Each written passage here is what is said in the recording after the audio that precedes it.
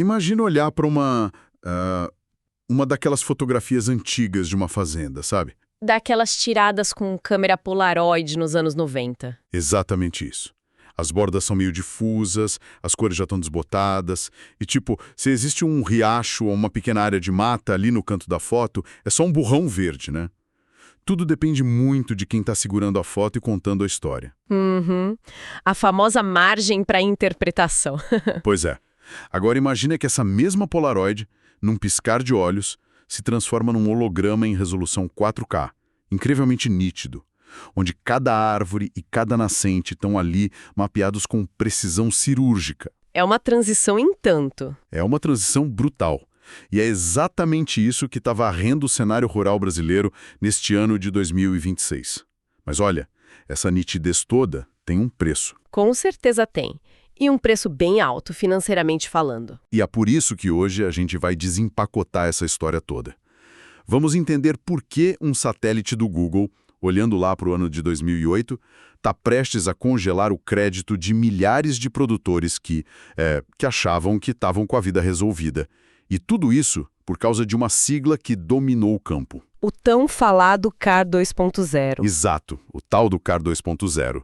A nossa missão aqui hoje, para quem acompanha a nossa análise, é pegar essa pilha enorme de documentos, relatórios do Ministério da Gestão e da Inovação, regras do meio ambiente e separar o que é só marketing do que realmente impacta a terra e o bolso. E o que mais me intriga nessa história toda é justamente a velocidade, sabe?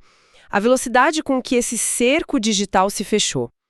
De repente, a conversa sobre meio ambiente deixou de ser sobre plantar árvores e passou a ser puramente sobre algoritmos de altíssima precisão. E para mergulhar nisso, a primeira coisa que a gente precisa fazer é derrubar um mito gigantesco.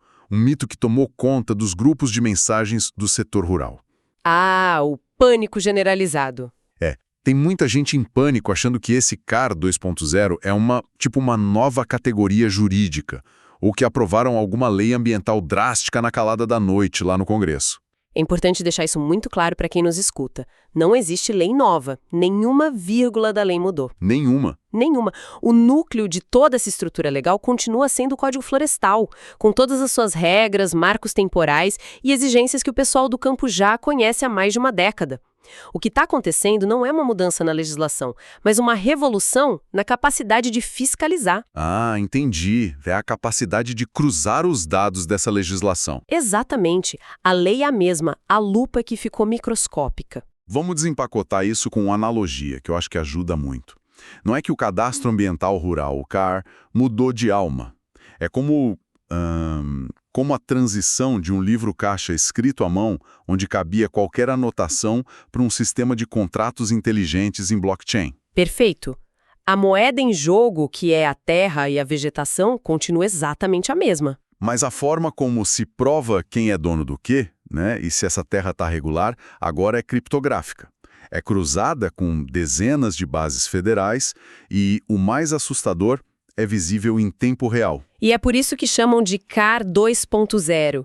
É só um rótulo de modernização tecnológica extrema do SICAR, o Sistema Nacional de Cadastro Ambiental Rural. E como é que fica a divisão de poder nisso tudo?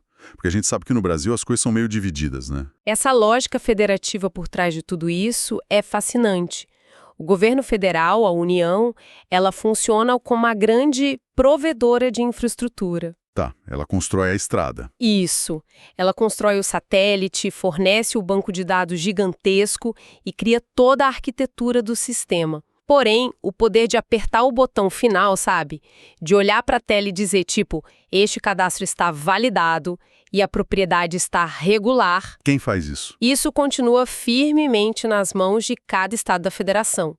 A União dá o supercomputador, mas quem pilota e quem carimba é o Estado. Então, já que a mudança não é na lei, mas nessas ferramentas federais que sacudiram o sistema, a gente precisa entender quais são essas ferramentas.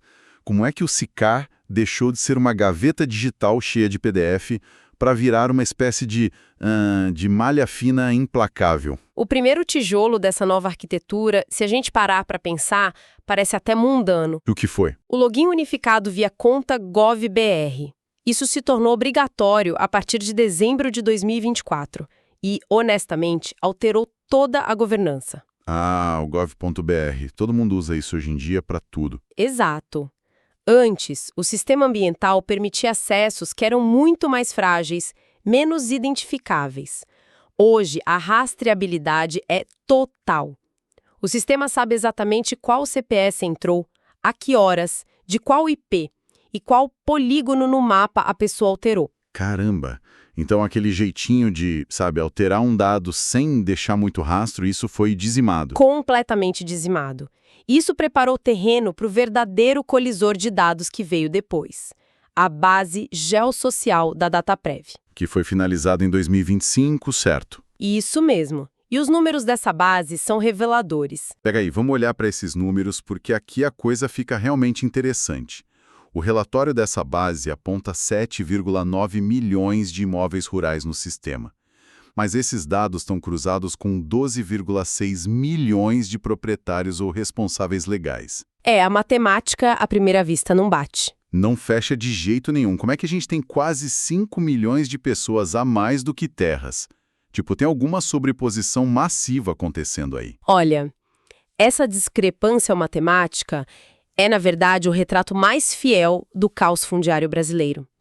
O sistema não está lidando só com proprietários únicos, formais, com escritura perfeitinha no cartório. Ah, claro. Tem a vida real no meio. Exatamente.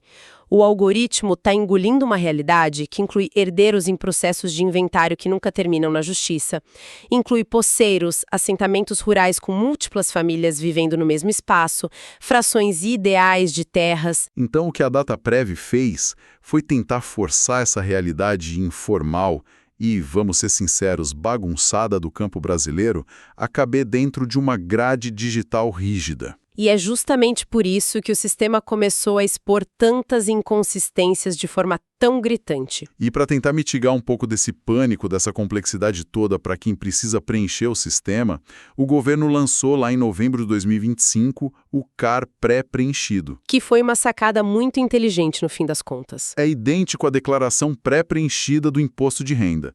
Quando a pessoa acessa o sistema, ele não pergunta mais quem é o declarante do zero. Ele já puxa o CPF ou CNPJ, cruza com o CEP, vai lá na base do INCRA buscar documentação e chega ao ponto de sugerir os polígonos das áreas oficiais. Ele te entrega o rascunho pronto, basicamente para evitar erro de digitação. Mas é nesse rascunho que entra a mudança tecnológica mais drástica de todas, né? A virada de chave do satélite. Ah, sim! O acordo de abril de 2026, esse foi o divisor de águas. Foi um acordo entre o Ministério da Gestão, o Serviço Florestal Brasileiro e o Google. E o que mudou na prática com isso? Bom, durante muitos anos, o sistema ambiental operou com imagens de satélite que tinham uma resolução ali na casa de 15 a 30 metros. Só para a gente visualizar isso e para quem nos escuta ter uma noção. Um pixel de 30 metros é quase do tamanho de 2 quadras de basquete juntas. É muito espaço. Muita coisa se esconde dentro de um borrão do tamanho de 2 quadras de basquete. Dá para esconder uma casa ali. Dá mesmo.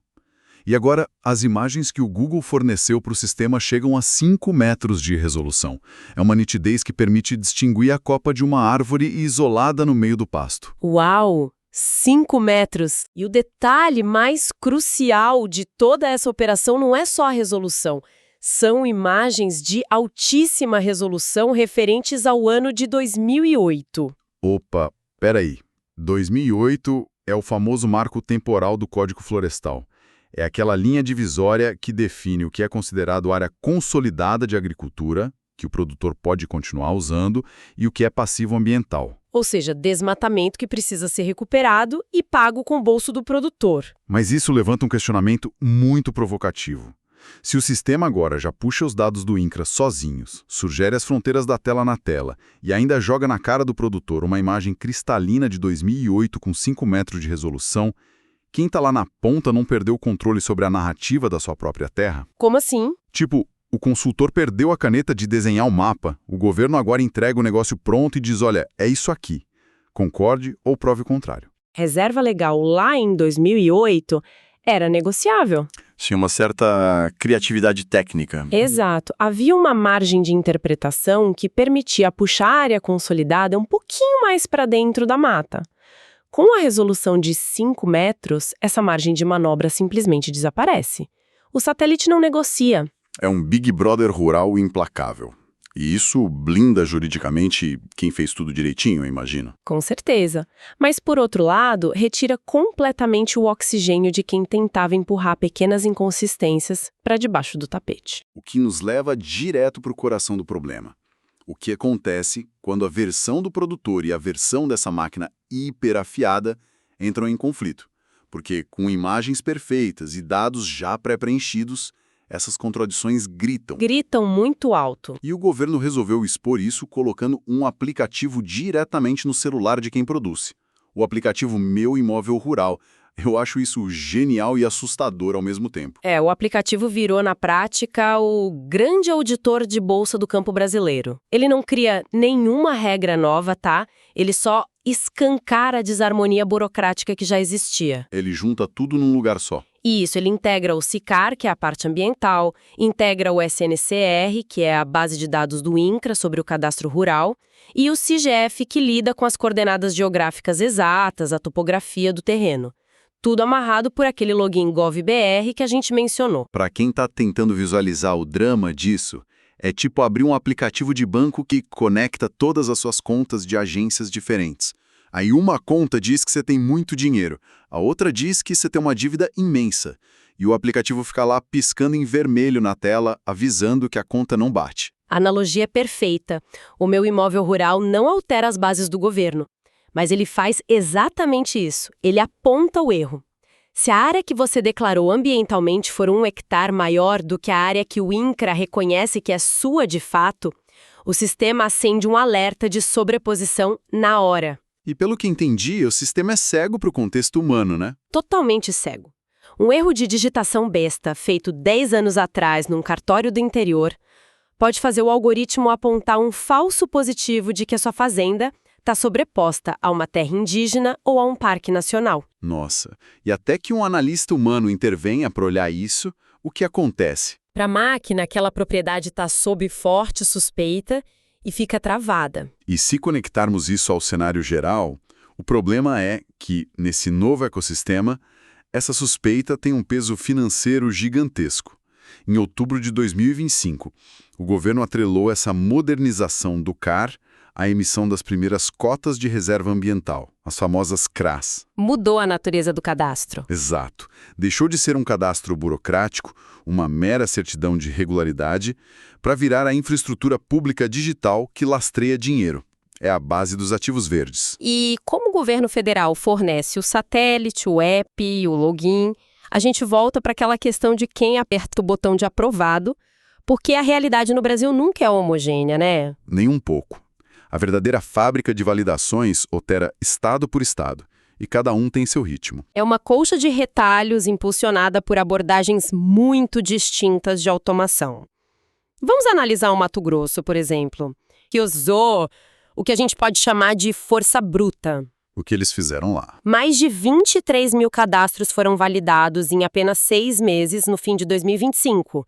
E aí, em março de 2026, eles reportaram um aumento de 100% nas análises, totalizando quase 41 mil cadastros. Para aí, 41 mil cadastros validados. Tem como um ser humano avaliar tudo isso com qualidade ou o Estado simplesmente ligou um robô lá para carimbar papel digital e limpar a fila de espera? Aí é que tá o pulo do gato do Mato Grosso. Eles entenderam que o algoritmo faz a triagem pesada, sim, mas a máquina esbarra no caos fundiário. O robô cruza os dados cartográficos e aponta onde está o conflito, tipo uma cerca invadindo a área de preservação. Mas não resolve o problema. Exato, a máquina não resolve. Por isso eles lançaram o CAR Digital 2.0 em campo. O que é isso? São mutirões gigantescos. O Estado pega os analistas e leva eles para sentar fisicamente ao lado do produtor e do consultor lá no interior.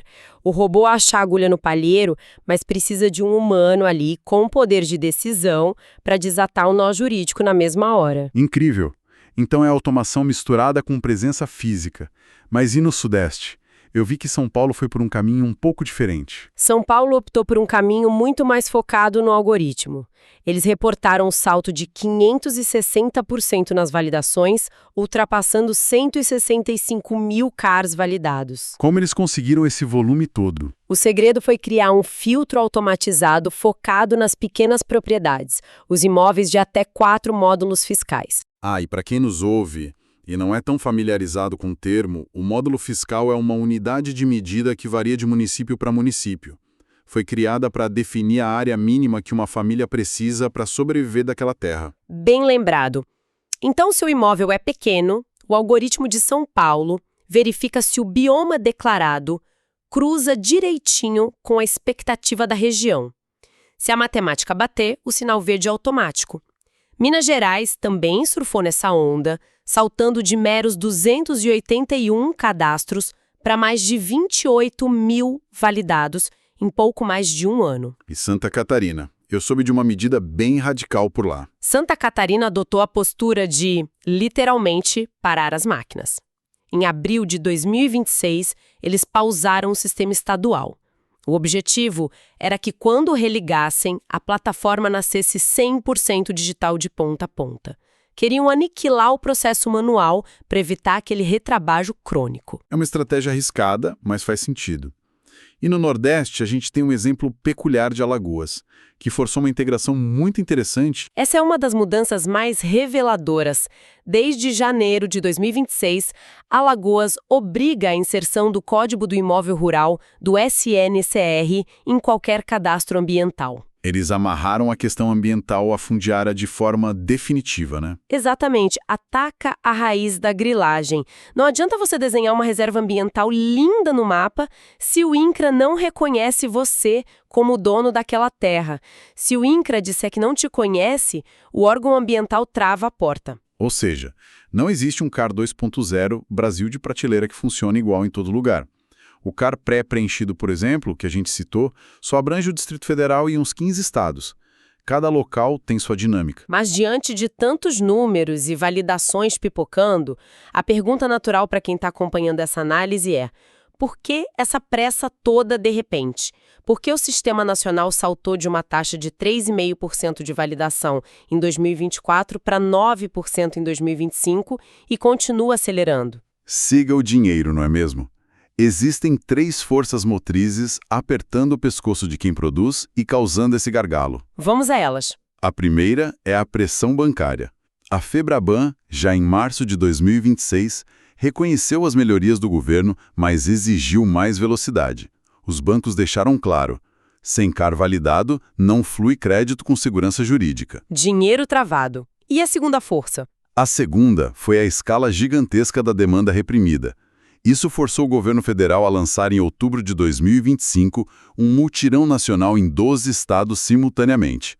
A meta era atacar a montanha de inscrições paradas e focar no programa de regularização ambiental. Mas a terceira força, ouso dizer, é o verdadeiro ponto crítico dessa história toda. É a informação mais sensível economicamente. O calendário implacável do crédito rural. Exato. O que tudo isso significa na prática? Significa que as regras lá de dezembro de 2025 do Manual de Crédito Rural estouraram um cronômetro na cara do produtor. Um cronômetro que não perdoa. A partir de 1º de abril de 2026, para as propriedades maiores que 4 módulos fiscais, e a partir de 4 de janeiro de 2027, para as menores. A regra virou outra. Os bancos agora são obrigados a checar se houve supressão de vegetação ilegal após 31 de julho de 2019. E eles fazem isso usando os dados do Ministério do Meio Ambiente, direto na fonte. E aqui é vital explicar a diferença entre ter o recibo e ter a validação, porque muita gente acha que a mera sobreposição de dados no sistema já gera uma presunção automática de legalidade, tipo, cruzou, você é culpado. É assim? Não é bem assim. A sobreposição em si não te decreta como criminoso imediato. Mas a dor de cabeça é certa. Existe o direito de defesa, óbvio. O problema real é a assimetria de tempo. Até que a papelada tramite, seja analisada e o erro da máquina seja desfeito, a janela de plantio da safra já fechou. O crédito rural foi suspenso e a temporada foi pro ralo. Exato. Por isso, o centro de gravidade mudou da mera inscrição no sistema para consistência e validação do cadastro. Ter apenas aquele recibo do CAR impresso na gaveta que o pessoal adorava mostrar na agência não serve mais para nada. Acabou? O que nos traz para o Guia de Sobrevivência.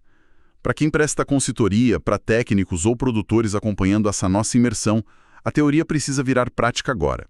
Como sobreviver nesse ecossistema que não perdoa a inconsistência? A gente pode elaborar um checklist tático a partir de tudo que analisamos nesses documentos. O passo 1 é mapear o terreno. Saber qual sistema o seu estado usa. É o federal? É um próprio? É híbrido? Fundamental. Passo 2. Harmonizar os dados. Usar aquele aplicativo Meu Imóvel Rural para garantir coerência entre CAR, SNCR e CIGEF antes de pedir dinheiro.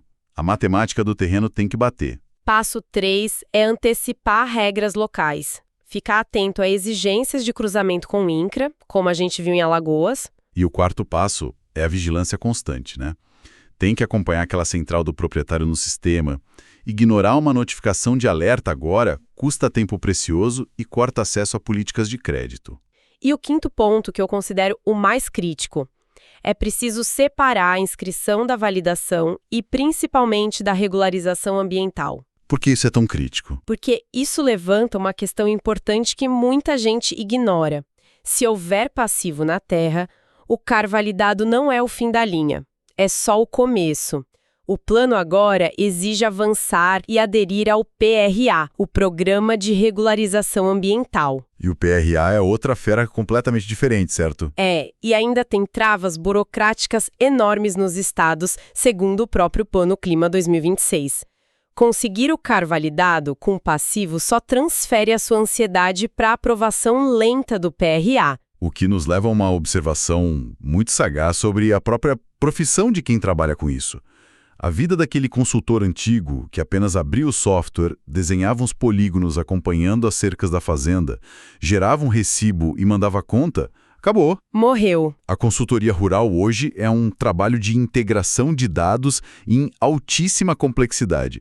Tem que entender de cartografia, de crédito bancário e de algoritmos. É a substituição do trabalho artesanal por uma arquitetura de escala milimétrica. Para sintetizar essa nossa jornada de hoje de forma bem vibrante, o CAR 2.0 não é uma canetada de Brasília, não é um papel novo, é a transformação digital silenciosa e, convenhamos, brutal da regularização ambiental brasileira. Saiu do ritmo artesanal para escala, rastreabilidade e interoperabilidade total. O sucesso agora depende da qualidade do cadastro, estado por estado, validação por validação, e não de um passe de mágica nacional que resolve tudo. E para deixar uma semente na mente de quem nos escuta, um pensamento provocativo para o futuro. Se algoritmos, satélites de 5 metros de resolução do Google olhando para 2008 e cruzamentos com o INCRA estão automatizando a validação e apontando erros quase em tempo real... Onde isso vai parar? Pois é. Será que o futuro de quem produz vai ser menos sobre dominar a agronomia da terra e mais sobre gerenciar a identidade digital do seu próprio território perante esses satélites? É uma mudança de paradigma. A natureza no Brasil agora possui um gêmeo digital implacável rodando lá nos servidores do governo. Fica aí o convite para nossa audiência observar como os dados estão literalmente reescrevendo a paisagem do campo brasileiro. E com essa reflexão pesada, a gente encerra por aqui. Agradeço imensamente a companhia de todo mundo nessa nossa imersão de hoje. Continuem curiosos, continuem questionadores e até a nossa próxima exploração profunda de ideias.